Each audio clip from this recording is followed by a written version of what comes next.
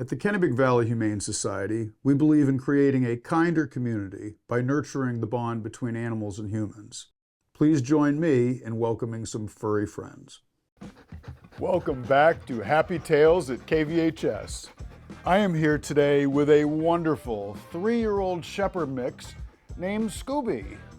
He loves hikes, he will fetch, he likes his butt scratched, and loves people. We're not so sure about other dogs, so somebody who has one would have to bring them in to meet Scooby before his placement. Kitties are a no-no as he will chase them around. But Scooby is a very smart, wonderful dog looking for his forever home. Good job, Scooby. Shane?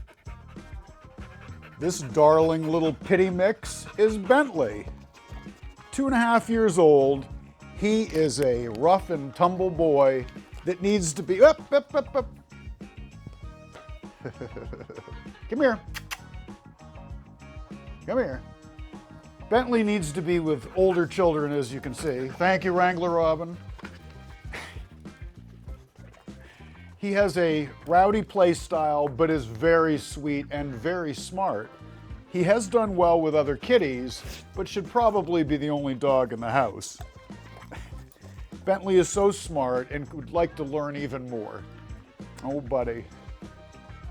Bentley is looking for his forever home. Good boy.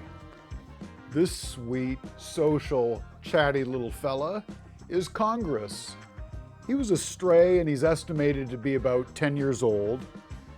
Been a favorite of our volunteers and staff. Congress is on a specialty diet for his kidneys, KD food, and will need to remain on that. He's very, very, very sweet. No jokes about congressional approval ratings here. Congress is looking for his forever home. This delicate little princess is Miss Overalls. She is sweet and mellow and would like to go to a sweet and mellow home. I know there's plenty out there. Happy little thing. Miss Overalls is looking for her forever home.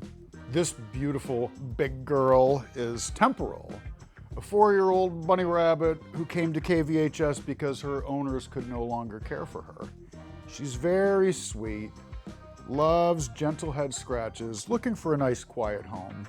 Temporal is a wonderful, beautiful bunny looking for her forever home.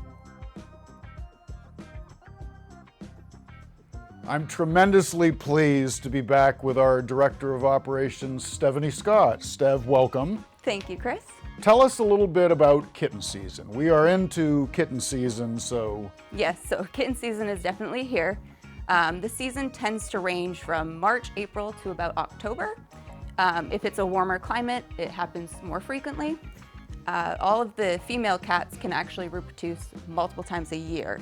And they go into a heat cycle that's about 7 days, but then they can go into another heat cycle 2 to 3 weeks later. We have so many kittens that come in during intake, and right now we have over 200 animals in foster care. Good gracious. Talk about how that strains resources, or at least presents different challenges than other times of the year. Yeah, so during our slow months, which is December through almost February, we don't need as many resources because we don't have the same number of intake. As the warmer temperatures rise, we see more people bringing in strays. Litters of kittens are happening. Every animal that's outdoors, unneutered, unspayed, tend to reproduce very quickly, and you can easily run into a problem if you have unfixed animals on your property. Sure. Now that is something that Maine does a little bit better than the rest of the country, though, yes. And that you've probably seen even yourself in the last 10 or so years. Yep. Can you talk a little bit about the importance of folks having cats, spayed, neutered, and the impact that makes on shelters and on communities? Certainly. So when we see a lot of unaltered animals, especially in the community, we really hope that the owned pets can actually get spayed and neutered quickly. So the state of Maine does offer a $10 program.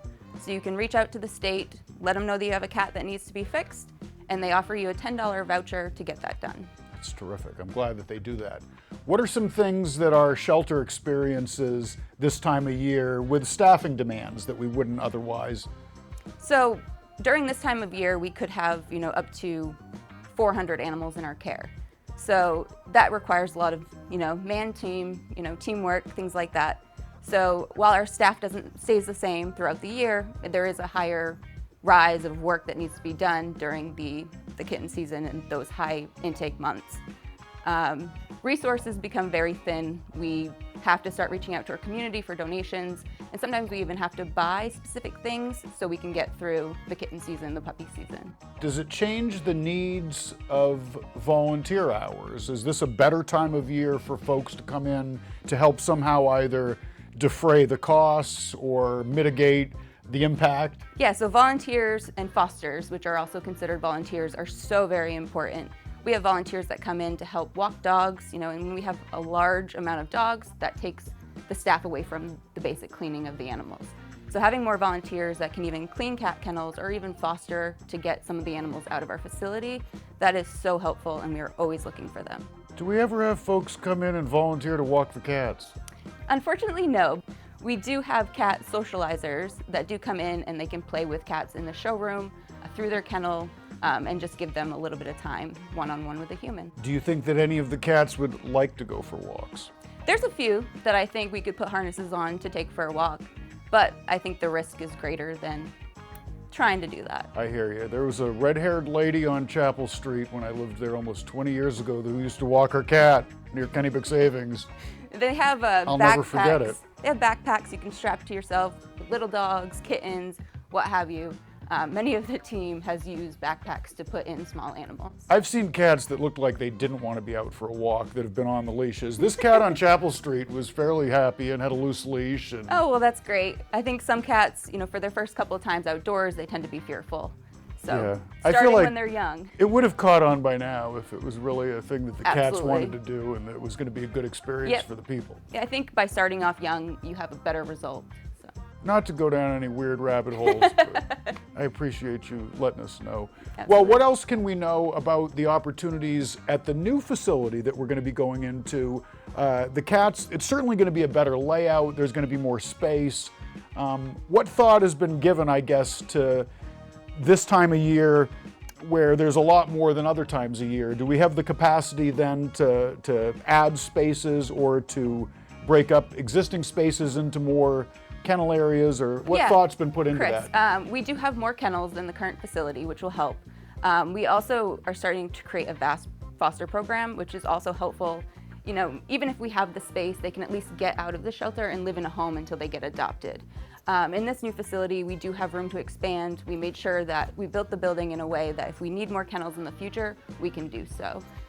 Hopefully, we also get a higher amount of people that want to volunteer where it's going to be a state-of-the-art facility. Indeed. And Sabrina's done a really good job implementing a lot of those foster programs. And Absolutely. She's one of the best foster coordinators, I think, nationwide. well, you're great too, Stev. We're very fortunate to have you. We appreciate everything you do as well. Thank you, Chris. Thank you for joining us. Thank you for watching Happy Tales at KVHS. Please feel free to share this video, spread the word so that we can help more cats, dogs, mice, and otherwise find their forever home.